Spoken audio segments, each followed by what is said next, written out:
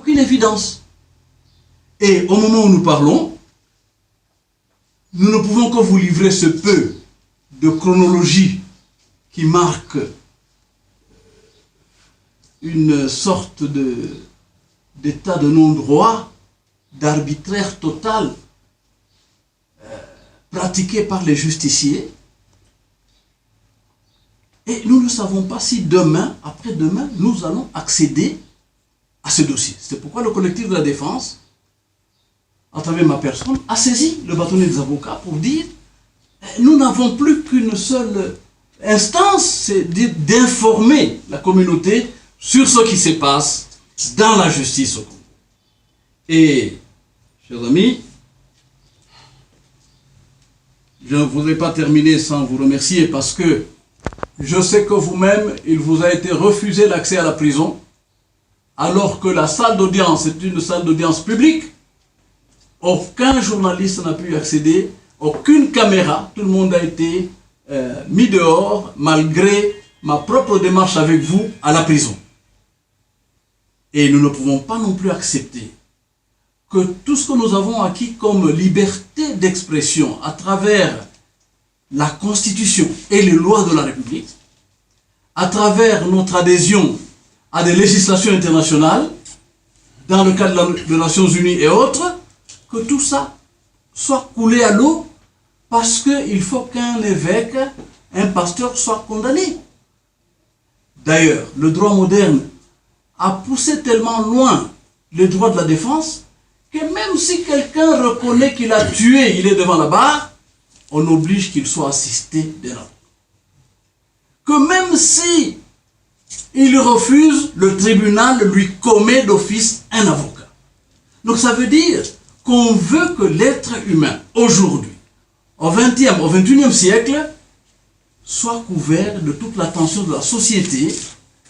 lorsque sa vie est menacée dans sa liberté, dans son quotidien, dans ses droits fondamentaux. Alors, le collectif de la défense vous remercie pour la perspicacité que vous avez eue, de ne pas vous fatiguer de tenter d'entrer à la salle d'audience à la prison, même si vous n'avez pas réussi. Vous remercie également de tous les appels que vous avez eus à nous lancer et pour lesquels nous avons trouvé nécessaire de vous réunir pour vous donner ce que nous avons comme information en main, même si l'affaire, le dossier nous échappe entièrement à ce moment. Mais nous en appelons à la hiérarchie de la justice, c'est-à-dire au premier président de la cour d'appel de Lubumbashi, ou du Haut-Katanga, au procureur général, le parquet général, aux différents magistrats dans ce rayon, de faire vivre la justice. Parce que si les hommes ne sont pas déterminés à ce que la société soit juste, la société ne sera pas juste. Si ceux qui sont appelés à rendre justice dans notre communauté, dans notre province, refusent, posent ce qu'on pourrait appeler des actes de déni de justice, eh bien, l'anarchie va se perpétuer. Et le risque est de voir les gens retourner à l'autodéfense, à l'auto-prise en charge, et donc à exercer chacun son droit de se défendre, et nous rentrons à la loi de la jungle.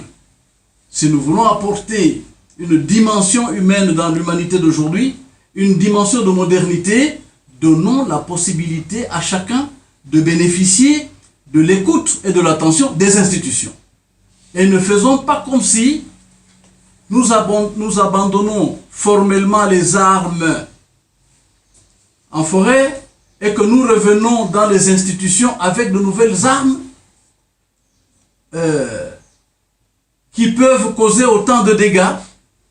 que les munitions. Nous demandons donc demain à la communauté nationale, aux institutions nationales, puisque le pasteur Mulunda, évêque de la nouvelle église méthodiste, va exercer son pouvoir en cassation, qu'on lui permette, à lui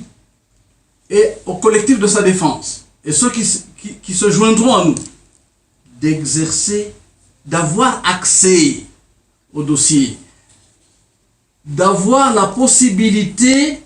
d'être servi par les huissiers, les greffiers, les agents de l'État payés par la République pour assurer ses fonctions,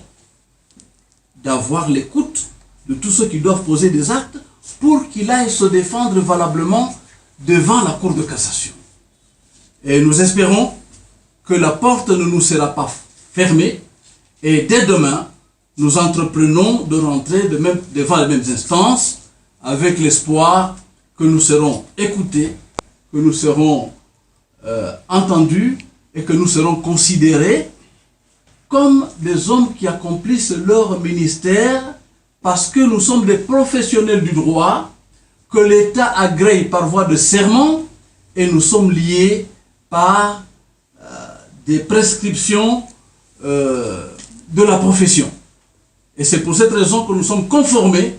à la loi en demandant à la bâtonnière de notre barreau de comprendre que nous étions obligés de nous exprimer en dehors du prétoire judiciaire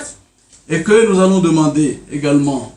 à la société tout entière de rappeler à l'ordre ceux de nos compatriotes qui pensent qu'il faut priver de parole et de droit de la défense à certains d'entre nous. Je vous remercie.